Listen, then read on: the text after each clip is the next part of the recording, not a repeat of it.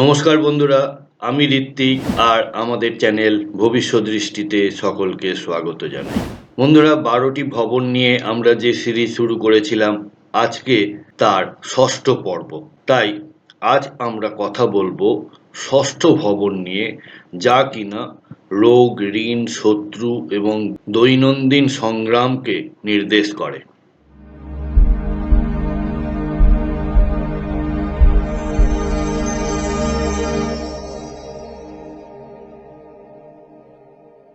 বন্ধুরা, ভিডিও শুরু করার আগে আপনাদের কাছে আমার বিনীত অনুরোধ, যারা ভিডিও দেখছেন তারা চ্যানেলটি এখনও সাবস্ক্রাইব করে না থাকলে প্লিজ সাবস্ক্রাইব করুন আর পাশে থাকা বেল নোটিফিকেশনটি প্রেস করতে ভুলবেন না। তো চলুন শুরু করা যাক আজকের ষষ্ঠ ভবনের আলোচনা। ষষ্ঠ ভবনের মৌলিক পরিচিতি। স্থান: এটি লগ্ন থেকে 6 নম্বর ঘর বা ষষ্ঠ ঘর। ভবনের নাম রোগ, ঋণ, শত্রু ভবন। এই ষষ্ঠ ভবনের কি ধরনের কাজের সঙ্গে যুক্ত? এটি শত্রুতা ও আইনি লড়াই, ঋণ, আর্থিক দায়, দীর্ঘস্থায়ী রোগ এবং চিকিৎসা, অর্থাৎ ক্রনিক ডিজিজ। হঠাৎ করে কিছু হলো সেটা নয়, একটা ক্রনিক ডিজিজ যেটা দীর্ঘস্থায়ী রোগ। প্রতিদ্বন্দ্বিতা ও কর্মক্ষেত্রের প্রতিকূলতা, যা আপনাকে এগোতে বাধা দেয়। চাকরি ও চাকরির পরিবেশ। পোষ্য প্রাণী অর্থাৎ পেটস এবং আপনার অধীনস্থ চাকর বা কর্মচারী। এই ভবনের আরেকটি গুরুত্বপূর্ণ কাজ হলো সেবা, অর্থাৎ আপনি সমাজকে কিভাবে সেবা করছেন।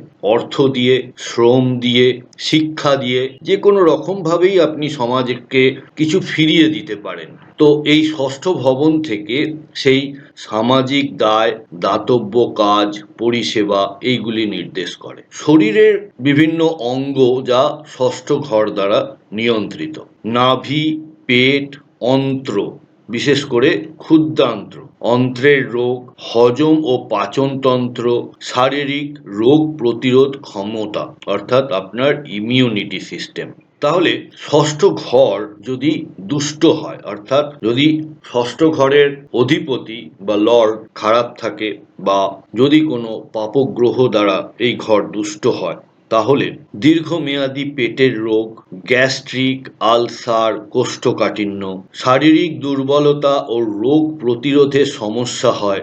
ডায়াবেটিস, হেমোরয়েড বা পাইলস, কিডনির সমস্যা, মানসিক চাপ থেকে রোগ বৃদ্ধি, ঋণজনিত মানসিক চাপ বা আইনি মামলায় জড়ানো।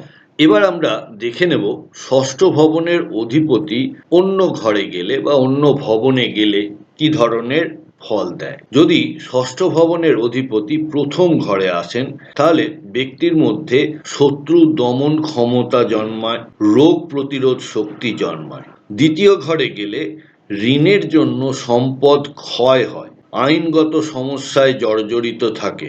তৃতীয় ঘর সাহস দিয়ে শত্রু দমন, মামলা মোকদ্দমায় জয় হয়। চতুর্থ ঘরে গেলে গৃহস্থালিতে ঝামেলা, মায়ের স্বাস্থ্য নিয়ে সমস্যা তৈরি হয়। পঞ্চম ঘরে সন্তানের স্বাস্থ্য বা পড়াশোনায় সমস্যা, প্রেমে শত্রুতা থাকে।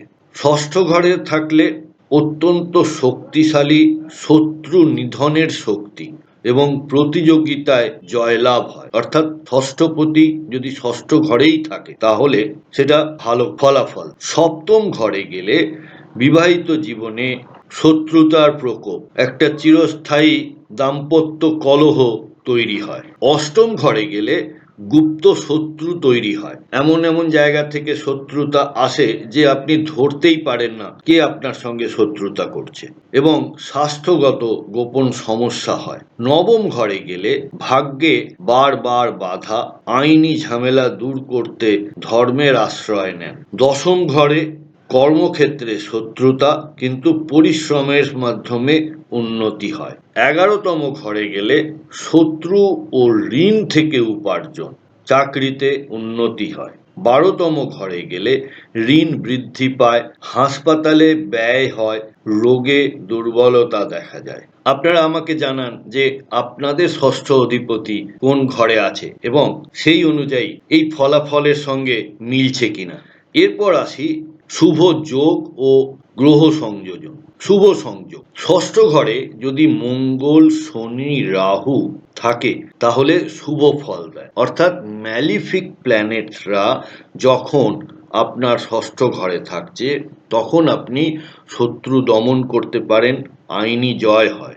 আর ষষ্ঠ অধিপতি যখন 3, 6, 10, 11 এই ঘরে থাকে তখন কর্মজীবনে উন্নতি ও শত্রুরা নিয়ন্ত্রণে থাকে। এবার আসি অশুভ যোগ ও গ্রহ সংযোজন। তাহলে ম্যালিফিক প্ল্যানেটরা যদি ভালো ফল দিয়ে থাকে তাহলে ভালো প্ল্যানেটরা এখানে সমস্যা তৈরি করছে। যেমন ধরুন ষষ্ঠ ঘরে যদি চন্দ্র, বৃহস্পতি বা বুধ থাকে তাহলে রোগ বাড়ে, ঋণের চাপ তৈরি হয়। ষষ্ঠ অধিপতি 8 বা 12 নম্বর ঘরে গেলে গোপন শত্রুতা, রোগ ও ঋণ বৃদ্ধি পায়। এবার দেখে নি এই ঘরের মাধ্যমে পেশাগত ক্ষেত্র কি কি রয়েছে। এনারা আইনজীবী, চিকিৎসক, নার্স, চিকিৎসা সহকারী এই ধরনের ক্ষেত্রগুলিতে ভালো ফল পান। পুলিশ, আর্মি, তদন্তকারী কর্মকর্তা, গোয়েন্দা, হিসাব রক্ষক, ঋণ কর্মকর্তা, এনজিও কর্মী, চাকরি নির্ভর পেশা, প্রতিযোগিতামূলক পরীক্ষা এই ধরনের পেশায় ভালো ফল করতে দেখা যায়। এবার আসি প্রতিকার ও উন্নতির উপায়। আপনারা যদি রক্তদান করেন, চিকিৎসায় সহায়তা করেন, ঋণ মুক্তিতে সহায়তা করেন, শত্রুর জন্য প্রতিশোধ নয়, আইনগত পথে সমাধান। রাহু কেতু দুষ্ট হলে নিয়মিত হনুমান চালিসা পাঠ করুন। তো বন্ধুরা, এই ছিল ষষ্ঠ ভবন নিয়ে আলোচনা। কন্টেন্ট আপনাদের কেমন লাগলো আমাকে অবশ্যই কমেন্ট বক্সে লিখে জানাবেন। যদি ভালো লাগে একটা লাইক করবেন আর আত্মীয় স্বজন, বন্ধু বান্ধবের সঙ্গে শেয়ার করবেন। আজকের পর্ব এখানেই শেষ করছি। দেখা হচ্ছে পরের পর্বে। সাথে থাকার জন্য অনেক ধন্যবাদ।